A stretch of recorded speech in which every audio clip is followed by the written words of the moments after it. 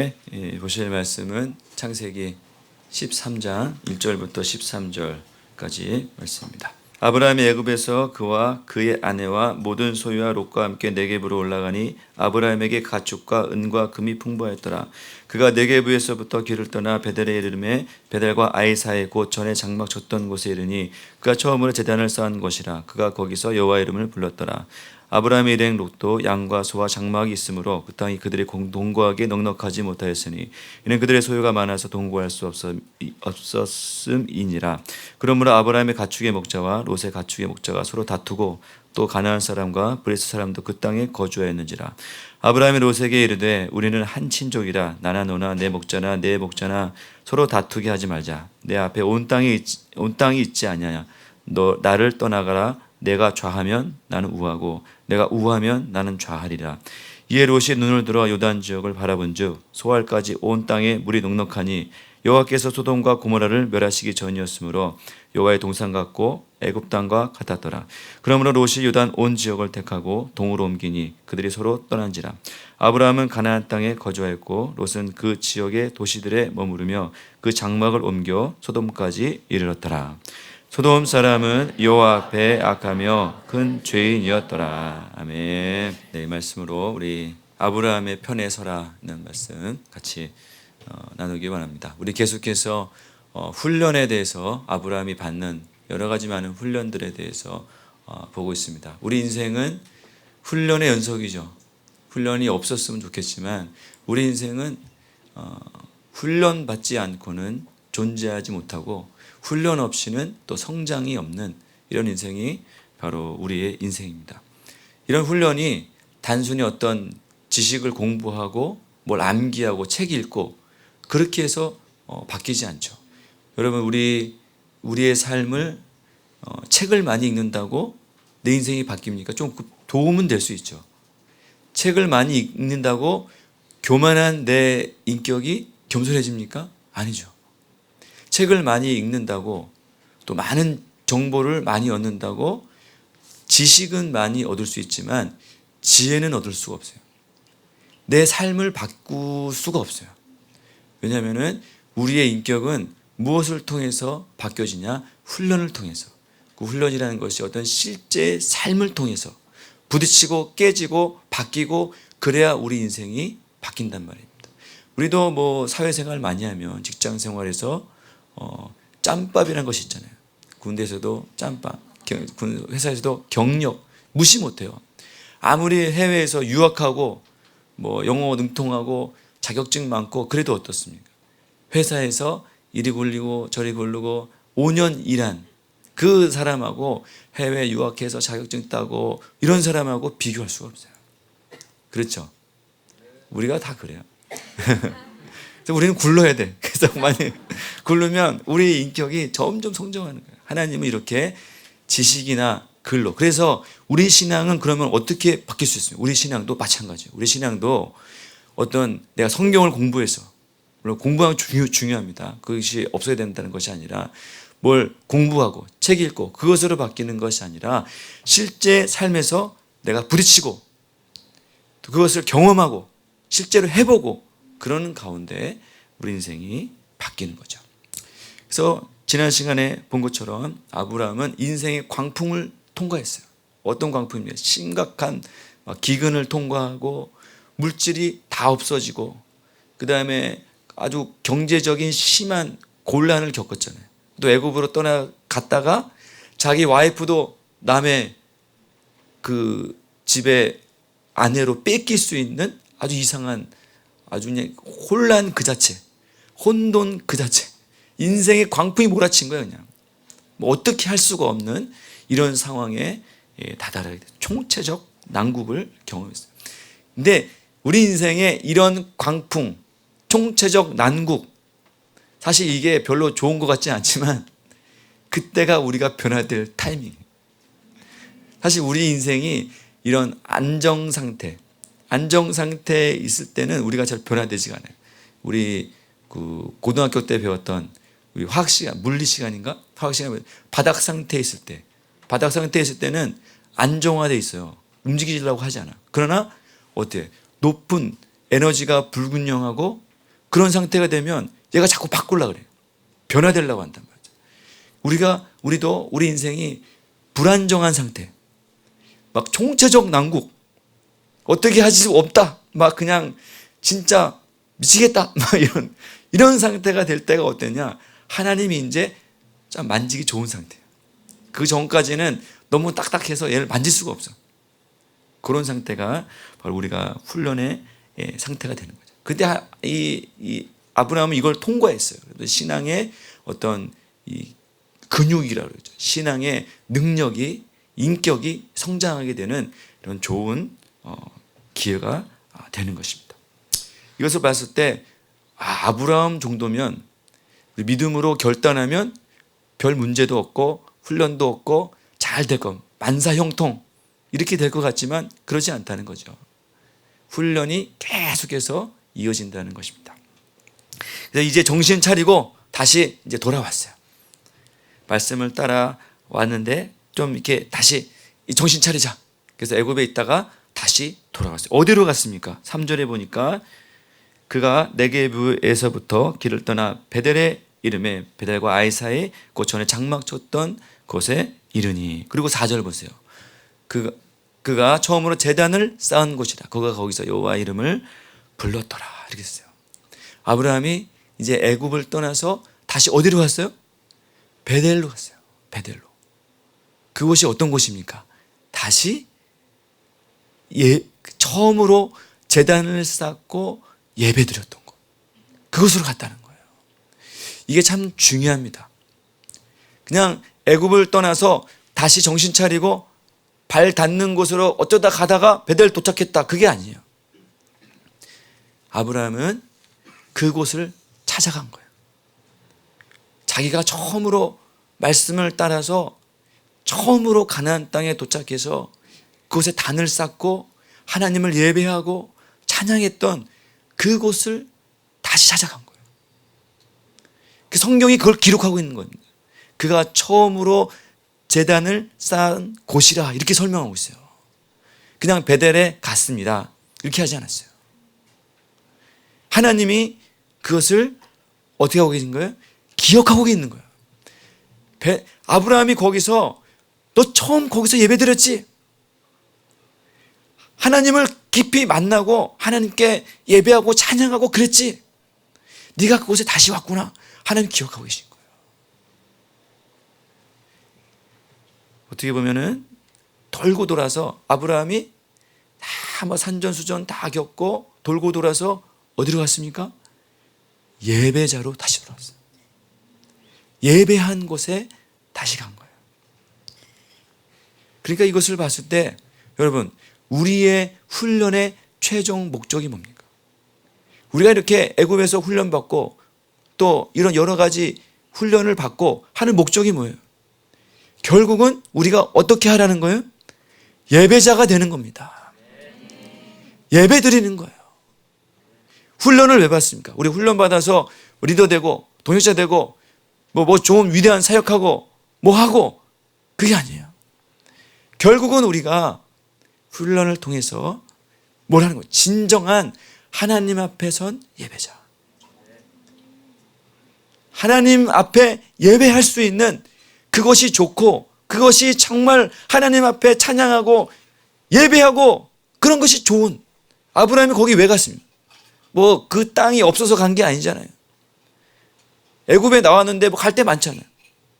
왜 거기 왜 갔어요? 예배 드리려고. 내가 거기서 처음으로 하나님 앞에 예배 드렸던 그곳에 다시 가고 싶다. 그런 거예요. 처음으로 예배하고 찬양했던 그곳에 간 거예요.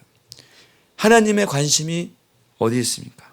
하나님은 아브라함이 예배드리고 제단 쌓고 하나님 찬양하고 있던 그곳을 기억하고 있어요. 여러분, 우리가 하나님 앞에 기억되는 방법, 우리가 하나님 앞에 기억되는 방법, 그게 뭡니까? 우리가 예배할 때 하나님 우리를 기억하세요. 하나님은 아브라함이 위대한 결단에서 본토 친척 아버지 집을 떠나서 이렇게 온 거, 그것도 물론 기억하시지만 뭘 기억하시냐? 네가 거기서 제단을 쌓고 예배했대. 그걸 기억하고 있어요. 예배 드릴 때. 그러니까 이걸 잘 봐야 됩니다.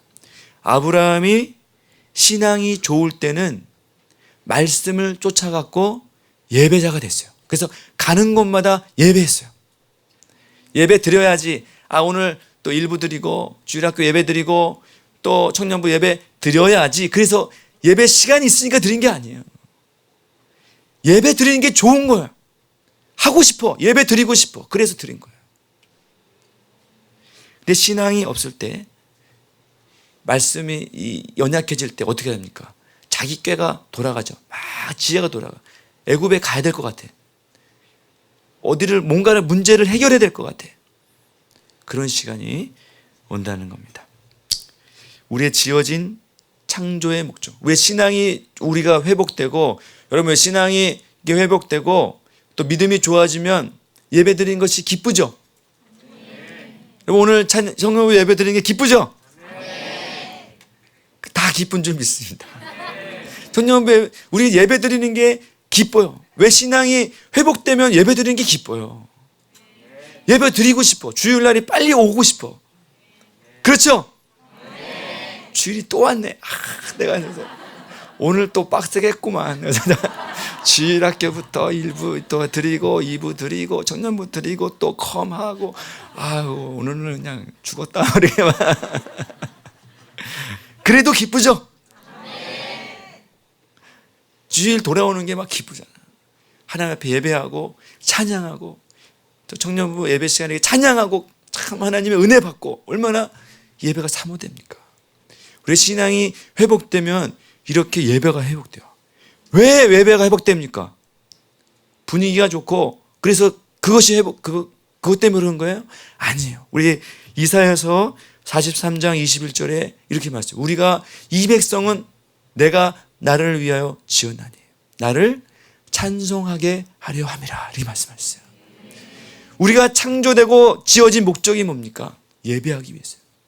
하나님을 예배하기 위해서 우리가 창조된 거예요.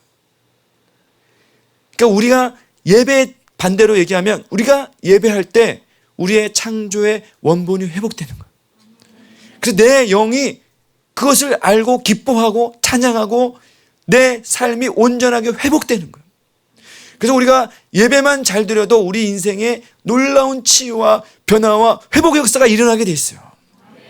왜? 하나님이 그걸 왜 지었다고 했잖아요.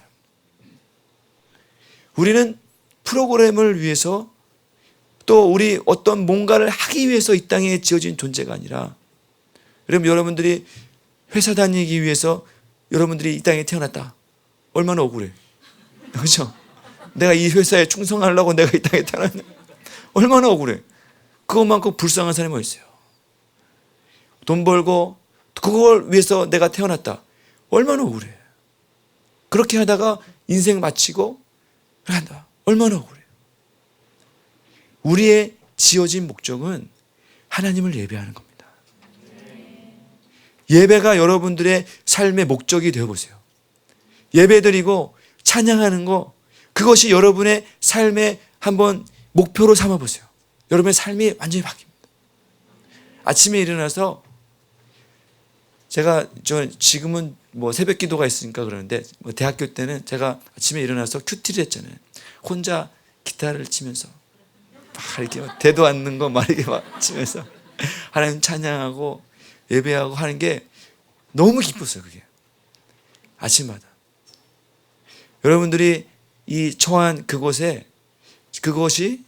또 직장이 가는 곳마다 예배자로 하나님 앞에 서 있는 그것이 여러분의 삶의 목적이 되시기 바라요. 그러면 여러분의 삶이 달라질 거예요. 이 지옥 같은 직장 내가 또 다니나 봐라 말하면서 막 그냥 이거 억지로 막 그렇게 하지 말고 그곳을 여러분들의 예배 장소로 바꾸세요. 여러분의 베델이 되게 하세요. 하나님이 여러분 삶에 임재하실 겁니다. 그렇게 예배가 회복됐어요. 이제 아브라함의 삶에 다시 베델로 올라가서 찬양하고 기쁘고 이런 충만했잖아요. 다시 하나님 앞에 예배드렸어요. 그러면 어떻게 됩니까, 여러분? 다시 예배하고 찬양하고 은혜 받고 그러면 여러분 생각은 어떤 생각이세요? 아니 끝났다. 모든 문제가 다 해결됐다. 근데 또 문제가 생겼어요. 또 이런 문제가 생겼어요. 계속 문제가 생겨. 아브라함이 뭐 이렇게 믿음으로 결단하면은 기근이 생기고 또 예배를 드리면 또 문제가 생겨. 여러분, 문제는 우리의 삶 속에 언제나 있어요. 문제를 너무 심각하게 생각할 필요가 없어요. 문제가 아니야. 문제는 늘 있어요. 뭐 믿음이 좋은 우리 셀 리더님 맨날 뭐 이렇게 뭐 기도합시다, 기도하면 됩니다, 뭐 이렇게 한다고 하면서 자기는 뭐 맨날 문제가 저렇게 많고 저게 뭐 믿음도 없고 뭐 그러냐, 그 생각하지 마세요. 아브라함도 문제 많아요. 문제 투성이에요. 문제는 전혀 문제가 안 됩니다. 내 앞에 있는 문제 아무것도 아니야. 그냥 문제일 뿐이야. 언제나 있어. 항상 있습니다. 이 문제를 어떻게 우리가 감당하고 믿음으로 도전하느냐, 그것이 우리 신앙의 관건이라는 것이죠. 첫 번째는 이 어떤 것이 생겼냐, 물질의 문제가 생겼어요. 물질의 문제. 이전에는 기근 때문에 물질이 없는 것이 문제였어요. 다 뭐 먹을 게 없으니까 다 굶어 죽을 판이야. 그래서 물질이 없는 것이 문제였어요. 그런데 이제는 애굽에서 돌아와서 애굽 그 바로왕이 뭐 줬어요? 뭐 양과 소와 노비 막 줬잖아요. 낙타 막 줬어요.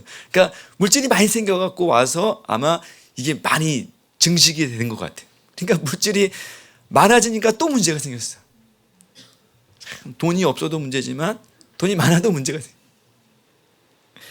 이런 5절 말씀 한번 보세요. 5절 말씀 보니까 아브라함의 일행 롯도 양과 소와 장막이 있으므로 양, 소, 장막이 더 많이 졌다. 장막이라는 것은 이제 인구수가 늘었다는 거죠. 양도 많아지고 소도 많이 늘어난 거예요. 그래서 6절 말씀 보세요. 그 땅이 그들의 동거하기에 넉넉하지 못하였으니 그들의 소유가 많아서 동거하기가 어렵습니다. 같이 살 수 없을 정도로 소유가 아주 많아졌어요. 그래서 어떤 현상이 벌어졌냐? 7절 말씀 보니까 아브라함의 가축의 목자와 롯의 가축의 목자가 서로 다퉜어요. 싸웠어요. 목자들끼리 막 싸운 거예요. 가진 것이 없을 때는 그래도 서로 가진 것이 없을 때는 어떻게 서로 다투지는 않았어요. 자기가 죽게 생겼고 좀 불편하고 어렵고 힘들어서 그렇지 먹을 것이 기근이 왔을 때는 서로 다투지는 않았어요. 서로 격려하고 야 힘들지, 너 배고프지, 나도 배고파 하면서 서로 있는 거 나눠 먹고 막 이렇게 서로 격려하고 위로하고 막 그랬어요. 그런데 물질이 많아지니까 다툼이 생겼어요. 참 희한해요. 없을 때, 그런데 우리도 뭐가 없을 때 직장도 없고 또 뭐 돈도 없고 그러면 어때요? 셀에서 서로 막 부둥켜 안고 내가 뭐 사발면 사가다가 서로 이렇게 나눠 먹고 막 콜트하면서 서로 그러잖아요. 그런데 어때? 물질이 많아지고 또 돈도 많이 벌고 직장도 들어가고 하면 하면 어떻습니까? 꼴대에서 야 내가 샀는데 왜 너 누가 먹었어? 뭐 저러잖아요. 내가 내 건데 이거 누가 먹었냐 하죠. 냉장고에 있는 건 누가 먹었냐 하죠. 서로 이렇게 있으면 어때요? 싸워요. 참 희한한 우리 인간의 본성입니다. 주변에 저도 이런 경우는 참 많이 보는데 우리 주변에 가족들이나 친척 없을 때는 서로 격려하고 돕고 그래요. 그런데 어떤 유산 문제가 생겼을 때 유산이 문제로 인해서 다투고 싸우고 소송하는 이런 친척과 가족을 제가 많이 봤어요. 평소 때는 아무 문제가 없어요. 그런데 유산 문제가 생기면 서로 싸워. 내부에 다툼이 생긴다는 거죠. 지금 이런 분쟁이 생긴 거예요. 어떻게 보면은 이 아브람 이 가족 공동체 내에 재산 분쟁이 생긴 거예요. 경제 문제가 생긴 거예요. 물질 분배 문제가 생긴 거예요. 아주 민감한 상황이에요 지금. 그럴 때 8절 말씀 보세요. 아브람이 롯에게 이르되 우리는 한 친족이라 나나 너나 내 목자나 내 목자 서로 다투게 하지 말자 이렇게 했어요. 다투게 하지 말자. 이런 제안을 하게 된 거죠. 그러면 아브라함 같으면 이 공동체 대표. 여러분 4,000년 전이니까 지금부터 4,000년 전이면 그 4,000년 전에 족장이다. 그러면 족장의 말이 법이에요. 말한 대로 그냥 해야 돼. 근데 지금 내 가축의 목자하고 어떻게 보면은 아랫사람의 가축의 목자가 서로 다퉜어. 그럼 여러분 어떻게 하겠어요? 너 좀 일로 와봐라. 그래서 아니 지금 이게 말이 되는 거냐? 왜 다투냐? 다음부터 이렇게 하지 못하게 해? 좀 안 좋은 것 같아. 너 지금 그러면 안 돼. 너 좀 재산 있다고 많이 컸어? 뭐 이렇게 경고하고 그럴 수 있잖아. 너 선 넘지 마. 하면서 따끔하게 얘기하고 다시는 못 싸우게. 너 지금 좀 양 생겼다고 너 지금 뭐 하는 거야? 하면서 막 이렇게 다그치고 그 선에서 딱 끊어버릴 수 있어요. 그럼 문제 해결돼. 왜냐면은 아브라함의 말이 법이야. 그렇게 하라면 해야 돼요. 이런 굉장한 그 권력을 갖고 있었던 것이 아브라함이에요. 근데 아브라함이 어떤 제안을 했어요? 그렇게 해결하지 않았다고요. 다투게 하지 말자. 참 이 내면에 좋은 인격을 가졌죠. 그러면서 뭐라고 하냐? 9절 말씀 보세요. 내 앞에 온 땅이 있지 않냐? 너 앞에 롯 앞에 너 앞에 땅이 있지 않냐? 나를 떠나가서 네가 먼저 좌하면 나는 우하고 네가 우하면 나는 좌하리라. 이게 무슨 말이냐 도대체 생각하기 어렵겠지만 이게 뭡니까? 화평의 제안을 하면서 선택권을 누구한테 준 거예요? 롯에게 먼저 준 거예요. 롯에게. 우리는 목축의 경험이 없기 때문에 이게 무슨 말이냐 그냥 알아서 살아라 그러지 그렇게 생각했지만 당시에 양과 소는 현금이야. 현금. 돈이에요. 돈. 화폐가 없는 시대이니까 그냥 돈이에요. 그러니까 너 먼저 많이 가져 이런 뜻이야. 그러니까 다른 말로 쉽게 말하면 너 강남 아파트 가질래? 이 언남동 텃밭 가질래? 이거야. 네가 언남동 텃밭 가지면 내가 이렇게 네가 강남 아파트 가지면 난 언남동 텃밭 갖고 그렇게 하겠다. 그거야. 누가 이렇게 제안한 거예요? 아브라함이 제안한 거예요. 그러니까 자기의 있는 권리를 다 포기한 거예요. 다 포기했어요. 그러니까 네가 알아서 선택. 네가 좋은 편을 먼저 가져라. 그랬어요. 이게 사실 당시에 이 목축 현장이기 때문에 옛날에 4,000년 전이니까 가축을 어떻게 키웠어요? 그냥 풀어놓고 풀 있는 데서 뜯은 거잖아요. 사료를 준 게 아니에요. 사료 많이 먹여서 준 게 아니에요. 그냥 풀이 있어야 목축을 할 수가 있는 거예요. 그런데 이런 좋은 땅은 한정돼 있어요. 먼저 갖는 사람이 임자야. 그것을 이 롯에게 먼저 그걸 하라고 한 거죠. 그렇죠. 둘 중에 하나를 선택하려고 할 때, 자기가 만약에 둘 중 하나를 어떤 것을 선택해야 되느냐 이런 상황이 된다면 어떻게 하겠어요, 여러분? 평소 때는 하나님 믿는 것이 최고죠. 저는 물질에 전혀 관심이 없습니다. 그렇게 하다가 유산 분쟁한다니까요. 결정적으로 돈이 거래되는 그 순간에 딱 가면은 그냥 분쟁하고 자기의 중심이 드러나게 돼요. 물질은 내 마음의 중심이에요. 그래서 재물과 하나님을 겸하여 섬길 수 없느니라. 물질은 내 신앙의 중심, 내 신앙을 어떻게 반영하느냐, 무엇으로 표현되냐? 물질을 통해서. 그런데 아브라함은 지금 물질 문제보다 뭘 우선한 거예요? 그러니까 롯과 다투지 않는 것을 선택한 거예요. 그게 우선한 거예요. 물질보다. 인간관계. 왜 그랬어요? 애굽에서 그 좋은 경험을 했잖아요. 어떤 경험을 했냐면은 애굽에 왜 내려갔어요? 물질 문제를 해결하기 위해서 애굽에 내려갔다가 그 어려움을 당했잖아요. 그러면서 아브라함은 뭘 깨달았느냐? 이 물질 문제보다 하나님을 경배하고 하나님을 찬양하는 것이 우선돼요. 내가 이것 때문에 이렇게 하나님을 버리면 안 되겠다. 물질을 구하려다가 어떻게 했어요? 아내 사라를 잃어버릴 뻔했잖아. 그런 좋은 경험을 하게 됐어요. 그러니까 이번 기회 똑같은 거예요. 내 물질 문제를 통해서 이 조카 롯을 잃어버리면 안 되겠다, 이런 생각을 하게 된 거죠. 그러니까 물질 문제에 대해서 자유함을 얻은 거예요. 양이 많아지고 뭐 소가 많아지고 이거 이제 문제가 아니다. 그것보다 내가 한 사람 얻어야겠다. 롯을 잊어버리면 안 돼. 우리 한 친족인데 이들과 다투고 싸우고 그러면 안 되겠다. 만약에 여기서 아브라함이 딱 막 탁 쳐서 너 절로 가, 그러면 어떻게 해?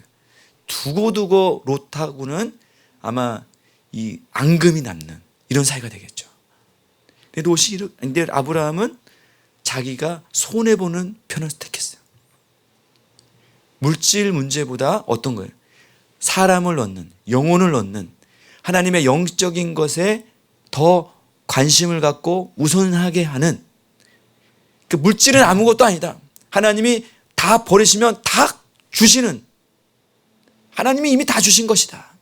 물질 문제에 자유함을 얻으니까 이런 결정을 하게 된 것이죠. 이런 물질 문제를 통해서 이런 일들이 일어나게 됐어요. 그럴 때 이제 두 번째는 롯이 무엇을 선택했느냐, 그걸 보는 거예요. 여러분, 자기 삼촌이 자기 족장이잖아요. 이렇게 말하면 여러분들 어떻게 하겠어요? 네가 다 가져. 너 다 가져. 그러면은 여러분들은 어떻게 말하겠어요? 인간적인, 그래도 도리로서 제가 어떻게 그렇게 하겠어요? 그러면서 삼촌이 더 좋은 땅 가지시고 하셔야죠. 저는 이거 안 됩니다. 그렇게 해야 될 것 같죠? 그래야 되잖아. 그렇죠? 양심이 있으면 그래도 자기가 어떻게 여태까지 누구 때문에 살았어요? 아브라함이 데리고 와서 아버지를 일찍 잃은 롯을 삼촌이 걷어먹여 살렸잖아요.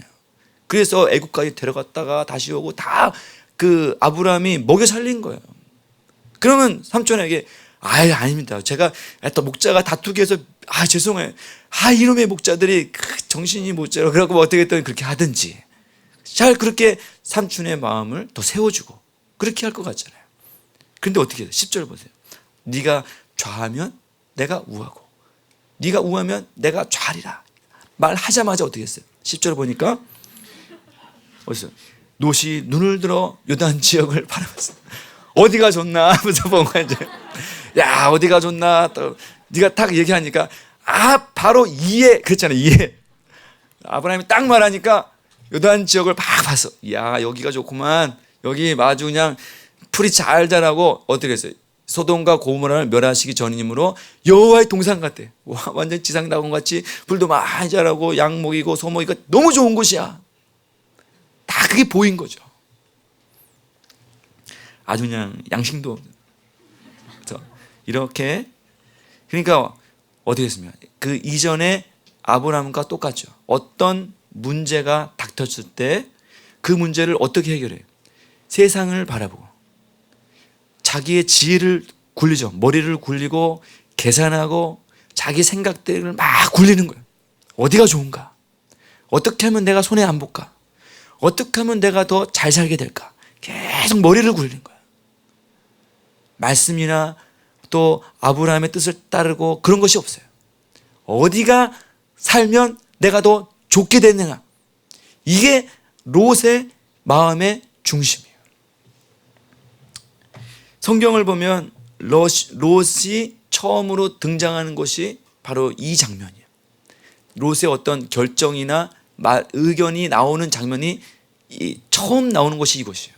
이전까지는 아브라함 데리고 갔다, 쫓아갔다 이런 장면만 나오지 롯이 뭔가를 이렇게 결정하거나 하는 것에 대해서 나오지 않아요.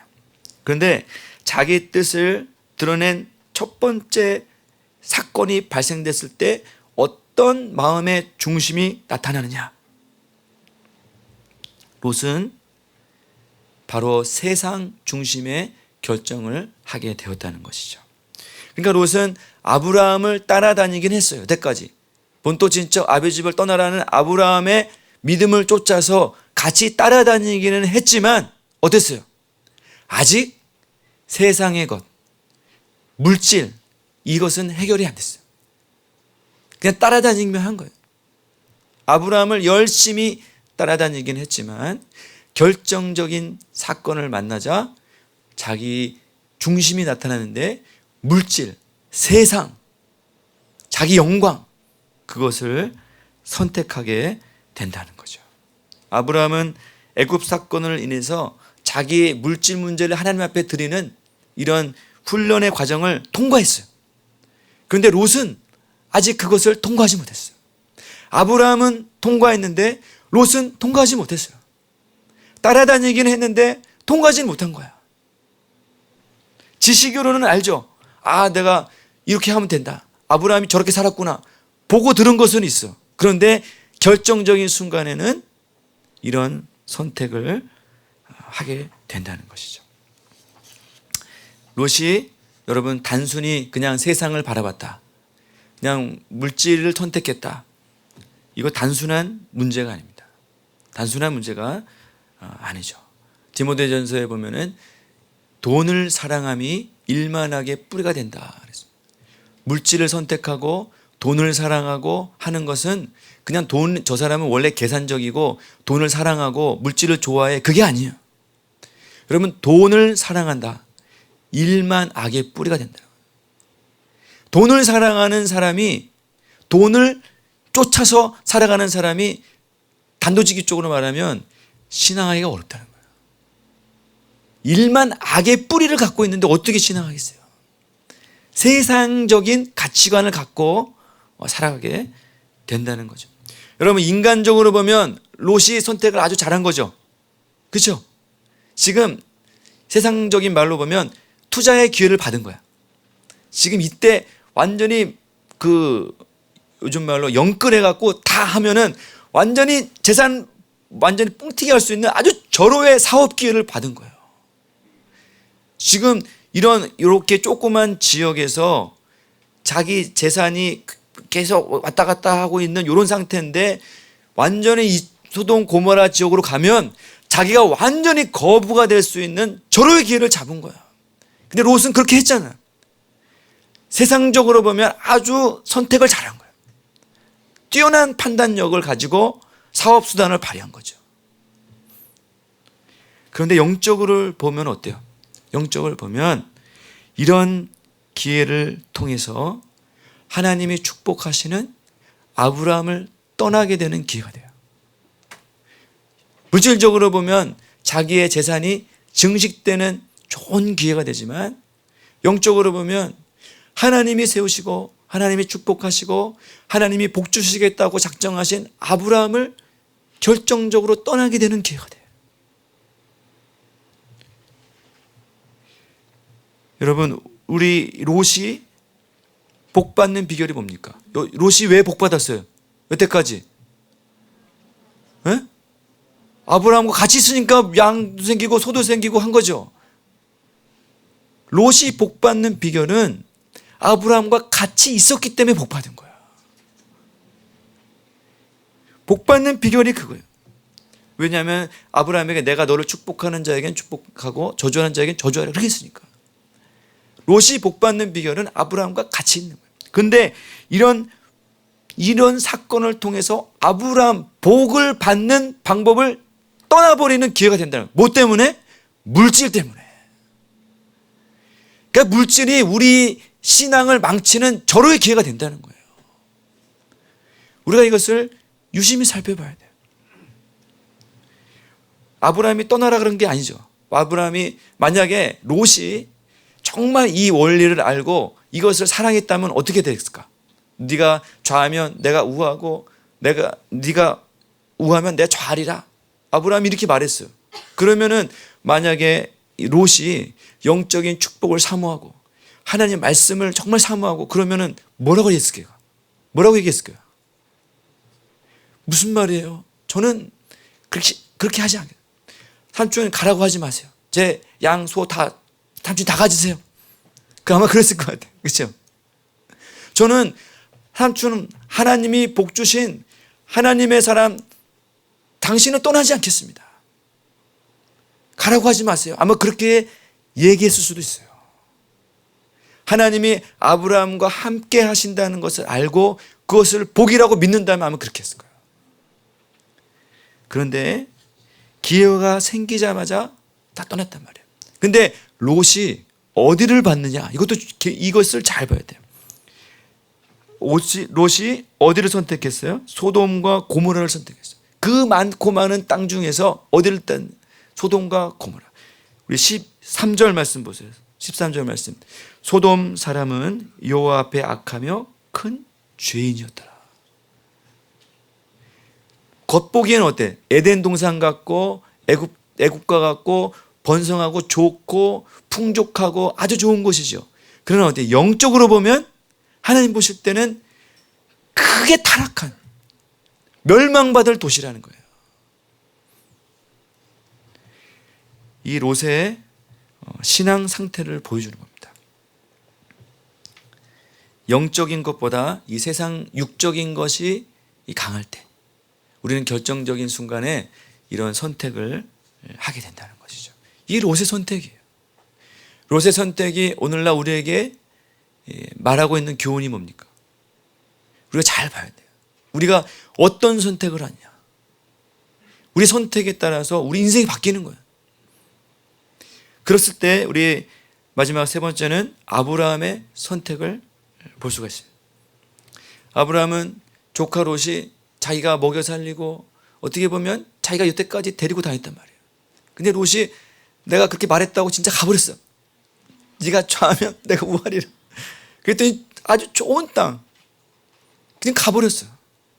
어떻게 보면은 아브라함의 참 마음에는 좀 섭섭하고 막 그랬겠죠. 그런데 아브라함이 이 사건을 통해서 어디에 어떤 선택을 하게 되냐. 12절 말씀 보세요. 12절. 롯은 소돔과 고모라로 갔죠.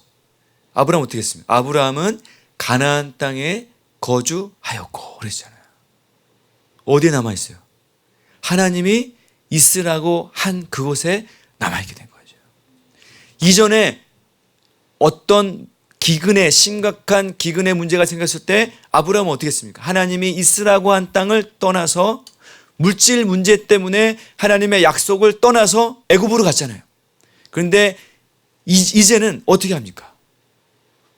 이 물질 문제가 있기는 하지만 물질 문제로 인해서 하나님의 약속을 버리지 않는, 그래서 물질을 버리고 하나님의 약속을 택하는 이런 선택을 했다는 거죠. 물질을 포기하고 물질이 많고 적음 이것에 연연하지 않고 하나님의 약속의 말씀을 성취하는 그것에 이 아브라함이 선택을 하게 되는 거죠. 이것을 누가 보겠습니까? 하나님이 다 보세요. 하나님이 지금 롯이 절로 떠나고 아브라함이 절로 여기 머물고 누가 보겠어요? 하나님이 보고 있어요. 하나님 다 보십니다. 우리가 어떤 선택을 하는지, 여러분들이 이 인생을 살아가면서 어떤 선택을 하는지, 무엇 때문에 어떻게 하고 있는지 다 보고 있어요. 다 계산하십니다. 이 사람이 물질 때문에 약속을 버리는지, 물질을 버리고 약속을 선택하는지 다 보십니다. 우리가 인생을 살아가면서 여러분, 물질 때문에 하나님의 말씀을 버리는 이런 일이 우리 가운데 있지 않기를 바랍니다. 그러기보다는 오히려 물질을 버리더라도 하나님의 말씀을 얻는 청년들 되시기 바라요. 이 청년의 때는 이런 것을 훈련받아야 됩니다. 이런 사건을 통해서 아브라함은 하나님의 말씀을 반응하는, 말씀대로 살아가는 이런 인생을 살게 됐죠. 이것을 봤을 때 어떻습니까? 우리가 하나님의 말씀을 지키는 것, 우리 아브라함이 어떻게 가나안 땅에 남게 됐어요? 물질, 육적인 것을 포기할 때에만 영적인 말씀이 우리 가운데 성취된다는 것을 보여주는 거죠. 물질도 없고 소돔과 고모라도 없고 하나님 말씀도 없고 이런 일은 세상에 없어요. 그런 일은 없어요. 제가 대학 다닐 때 그 성경을 읽다가 저에게 인생 요절로 삼은 말씀인 요한복음 3장 30절인데, 그는 흥하여야 하고 나는 쇠하여야 하리라. 세례 요한이 이렇게 고백을 했는데 저는 이 말씀이 너무 충격적이었어요. 왜냐하면 신앙을 하면 어떻습니까? 그는 흥하여야겠고, 그러면 그건 맞죠? 근원이라는 게 누구예요? 예수님이잖아요. 하나님은 흥하고 하나님 잘 되고 하나님 높이고 이것은 맞아. 근데 나는 쇠하여야 하리라. 나는 왜 쇠해야 되지? 아니, 이해가, 아니, 신앙을 하는, 그는 흥하여야겠고 나도 흥하여야 하리라. 이게 내 가치관인데 이게 이러려고 교회 다니는 거 아닌가? 이렇게 생각했죠. 맞잖아요, 우리. 그는 흥하여야겠고 나는 더 흥하여야 하리라. 그러고 싶어요, 저는. 그랬었어요. 근데 이게 도무지 이해가 안 가요. 그는 흥하였고 나는 쇠하리라. 이게 복음인가? 하나님의 말씀이 정말 이게 맞는 건가? 저 인생에 정말 충격적으로 다가왔어요. 근데 오늘 말씀이 그거 거죠. 여러분, 세상적인 것을 포기하지 않는 이상 영적인 말씀이 우리 가운데 성취될 일이 없다는 거예요. 우리가 육적인 것을 포기하고 거절하고 육적인 세상적인 거, 우리가 뭐 미디어 금식 뭐 이런 거 세상적인 거 왜 끊으라고 합니까? 그런 것이 있고, 뭐 여러분 뭐 드라마 1편부터 5편까지 다 보고 하나님의 임재도 다 뭐 계속 임재도 임하고 그러면 좋겠죠, 여러분. 속사람이 그렇잖아, 사실. 얘기해봐. 세상대로 막 먹고 마시고 뭐 놀고 하고 예배 시간에도 말씀 잘 듣고 그러고 싶죠. 그러기를 바라요. 그거는 정말 사기입니다, 사기.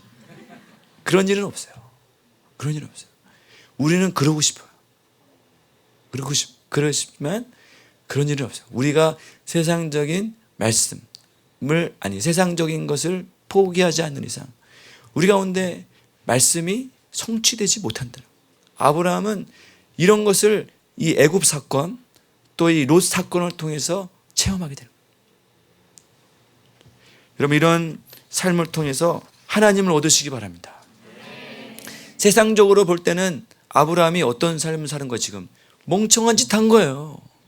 족장이 돼갖고 다 양보하고 좋은 땅 다 뺏기고 노른자 땅 다 뺏기고 자기는 그냥 뭐 변두리 별 볼 일 없는 이런 것을 얻은 거예요.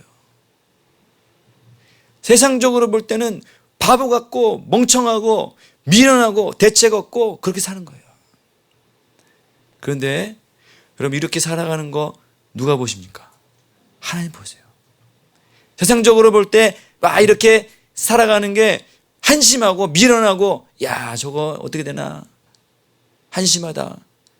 그렇지 않습니다. 하나님이 여러분이 그렇게 선택하고 결정하고 자기 부인하고 세상적 포기하고 하는 거 다 보고 계십니다. 다 보고 계세요. 우리는 여러분들이 그렇게 사는지 몰라. 옆에 있는 누가 여러분들이 그렇게 사는 거 아무도 몰라요. 하나님이 보세요. 하나님 보십니다. 우리가 이것을 유심히 살펴봐야 될 텐데, 우리가 그러니까 우리 선택은 결론적으로 우리는 뭘 선택해야 됩니까? 하나님의 말씀을 선택해야 돼요. 하나님의 말씀을 선택해야 되고, 그것이 어려우면 두 번째는 하나님이 선택하신 사람이 가는 길을 선택해야 돼. 이것이 우리가 사는 길이에요. 하나님이 택하신 의인의 길을 선택하면 우리가 되는 거예요. 롯이 아브라함하고 같이만 있었으면 그런 저주를 받지 않아요. 소돔과 고모라 망할 때 그렇게 막 비참하게 그렇게 끌려 나오지 않아요. 롯의 아내가 결정적으로 어떻게 됐어요? 소금 기둥이 됐잖아요. 롯의 아내를 보면 롯의 가족이 어떤 가치관을 갖고 살아간지 알 수 있어요. 롯의 아내가 하나님이 뒤돌아보지 마라 그랬잖아요. 그러면 돌아보지 말아야지. 왜 돌아봤어? 아까우니까. 저거 내가 두고 온 거 아까우니까 돌아봤잖아요. 그러다가 소금 기둥이 됐어요. 그 가족이 가지고 있는 가치관들, 그걸 볼 수가 있는 거예요. 우리가 이런 하나님의 의인의 편을 선택해, 하나님의 인도하시는 이 사람의 편을 선택하는 것이 우리가 살아갈 수 있는 방법이에요. 근데 이것도 쉽지가 않아요. 몰라서 선택 안 하는 게 아니에요. 여러분, 우리가 계속 보고 있는 이스라엘 백성 모세 편 선택해야죠. 모세 여호수아와 갈렙 편 선택해야 되는 거 다 알고 있어요. 근데 어때요? 사건을 만나면 12령 말 듣고 금송아지 섬기고 그렇게 되는 거예요. 이것을 볼 때 어떤 지식이나 우리의 이론이 우리의 생각, 우리의 삶을 좌우하는 것이 아니라 자기의 영성에 따라서 자기의 삶을 살아가게 된다는 거예요. 내가 어떤 영성을 가지고 있느냐, 그거에 따라 내 인생이 좌우되는 거예요. 지식이 아니야. 알고 있는 게 아니야. 알고 있는 것은 큰 의미가 없어요, 여러분. 그렇게 배웠다 큰 의미가 없어요. 알고 있는 것은 알고 있는 거예요, 그냥. 내가 어떤 영성을 가지고 어떤 영에 지배받고 있느냐, 그것이 자기 인생에 좌우한다는 거예요. 그러니까 그래서 여러분들이 지금 어떤 선택을 하고 있느냐, 이게 왜 중요하냐면은 그것이 여러분의 영성을 나타내기 때문에 그래요. 사람은 내가 어떤 영성을 가지고 있느냐에 따라서 그런 삶을 살아가게 돼요. 아브라함의 영성을 가지면 아브라함이 왜 그런 제안을 하고 그런 선택을 했어요? 그런 영성을 가졌기 때문에 그런 선택을 한 거예요. 롯이 왜 그런 삶을 살았어요? 그런 영성을 가졌기 때문에, 세상을 사랑하는 영성을 가졌기 때문에 그런 선택을 한 거예요. 여러분, 지금 내가 어떤 선택을 하고, 여러분 지금 요즘에 어떤 선택을 하십니까? 그러면 어떤 것을 결정하고 어떤 것대로 살아가려고 여러분 살아가고 있어요. 그게 내 영성이에요. 내가 무엇 때문에 고민하는가? 잘 보세요. 내가 롯처럼 살 수 있고 아브라함처럼도 살 수 있어요. 내 영성에 따라 그렇게 되는 거예요. 그 사람이 어쩌다가 갑자기 선택을 잘못해서 그렇게 된 경우는 없습니다. 자기 영성대로 살아가는, 내가 거룩한 것을 사모하면, 여러분, 거룩한 것을 사모하면 내가 거룩한 사람 편에 서게 됩니다. 그 사람과 모이게 돼요. 같이 하게 돼요. 죄인은 그러나 자기 그 영성 때문에, 자기 인격 때문에 거룩한 사람과 같이 있지 못하게 된다는 거죠. 우리 시편 1편 우리 잘 아는 말씀, 이런 말씀이 있어요. 복 있는 사람은 악인들의 꾀를 따르지 아니하며 죄인들의 길에 서지 아니하며 오만한 자들의 자리에 앉지 아니하고, 이렇게 말씀하셨어요. 복 있는 사람, 복 있는 사람들의 특징이 뭐예요? 복 있는 사람들의 특징은 악인들의 꾀를 따르지 않는다는 거죠. 그러니까 이 말을 유심히 잘 묵상하다 보면, 묵상해 보세요. 그러면 복 있는 사람이 악인들의 꾀를 따르지 않기 때문에 복 있는 사람, 이 말도 맞지만, 여러분, 복 있는 사람은 악인들의 꾀를 따를 수가 없는 거예요. 따르지 않게 되는 거예요. 죄인들의 길에 서지 않기 때문에 복 있는 사람이 되는 게 아니에요. 죄인들의 길에 설 수가 없어. 오만한 자리에 앉을 수가 없기 때문에 복 있는 사람이 되는 거야. 왜? 그런 영성을 가지고 있기 때문에, 그렇게 삶을 살기 때문에 복 있는 사람이 된다는 거죠. 우리 이것을 잘 묵상해 봐야 돼요. 5절 말씀 보세요. 5절 말씀에 뭐라고 되어 있냐면은, 그러므로 악인들이 심판을 견디지 못하며 죄인들이 의인들의 모임에 들지 못하리로다. 여러분, 죄인들이, 이 악인들이 그러면 의인들의 모임에 들지 못한다. 이 말도 동일한 말씀이에요. 죄인들, 세상을 따라가는 사람들은 의인들의 모임에 들 수가 없는 거예요. 자기의 영성을 가지고 이런 의인들이 모이는 곳에 함께 할 수가 없는 거예요. 의인들이 쫓아내고 너 같은 사람 오지 마, 그렇게 하는 게 아니야. 자기가 그렇게 할 수가 없기 때문에 악인이 되는 거야. 복 없는 사람이 되는 거죠. 이것을 봤을 때 여러분들, 내가 어떤 영성을 가지고 있느냐, 내가 어떤 영성대로 살아가느냐에 따라서 내가 복 있는 사람이 되느냐, 복 없는 사람이 되느냐, 이것이 결정되는 거예요. 우리의 인생은 이것입니다. 그러면 우리의 훈련은 바로 이것이에요. 이런 것을 훈련하는 거예요. 우리가 무슨 중보기도 학교하고 컴하고 1대1하고 프로그램하고 그것이 우리 훈련이 아니에요. 여러분, 우리의 훈련은 우리가 어떤 영성을 갖도록 돕는 것이에요. 여러분들이 의인의 복이 있는 사람의 영성을 가질 수 있도록 여러분들을 훈련하는 겁니다. 누가 나를 그런 훈련한다고 여러분 생각하지 마세요. 교회는 나를 너무 빡세게 아침부터 저녁까지 잡아놓고 괴롭힌다, 그렇게 생각하지 마세요. 아무도 여러분들은 그렇게 하지 않아요. 그럼 우리의 훈련은 내가 복이 있는 사람을 살아갈 수 있는 영성을 갖도록 훈련하는 것입니다. 여러분도 이런 개념을 가지시고, 내가 어떤 율법적인 행동을 해서 복 있는 사람이 되는 것이 아니라 우리가 자기 이 영성에 따라서 이런 선택을 하게 되는 것입니다. 결론적으로 우리가 복 받는 방법, 우리 복 받는 방법은 단순해요. 복 받는 방법이 뭡니까? 어떻게 하면 복을 받을 수 있냐? 복 있는 사람과 함께 있으면 돼. 복 많이 받는 사람, 복 많이 받는 사람, 이런 사람하고 같이 있어요. 그러면 콩고물이라도 떨어져요. 같이 있어요. 여러분, 내가 아무리 장사를 못해도 어떻습니까? 대박 나는 집, 장사 엄청나게 잘 되는 집, 내가 또 실력이 없어도 잘 나가는 회사, 그런데 같이 있으면 어때요? 자기도 잘 되는 거예요. 내가 아무리 음식을 못해도 여러분, 만약에 백종원이 와서 나랑 같이 식당을 차렸다, 그럼 어때? 대박 나겠죠? 백종원이 왔는데도 안 된다, 그러면 안 되는 거예요. 백종원이 와서 주방에서 일하고 있다, 그럼 어때? 그 집은 대박 나는 거잖아요. 잘 나가는 사람 옆에 있으면 잘 나가게 돼 있어요. 성경에서도. 근데 꼭 장사가 안 되는 사람들은 어떻게 해야 돼요? 못하는 사람하고 일을 해요. 장사 잘 안 되는 사람하고. 그런 사람하고 일하면 어떻게 잘 되겠어요? 못 되겠어요? 꼭 모이면은 좀 망한 사람들끼리 모여서 또 회사를 또 차려요. 그러면 그 회사가 잘 되겠어요? 망한 사람끼리 모였는데 될 리가 없지. 영적인 원리도 마찬가지예요. 롯이 축복받는 비결은 다른 게 없어요. 아브라함을 떠나면 안 돼. 아브라함을 떠나면 안 돼요.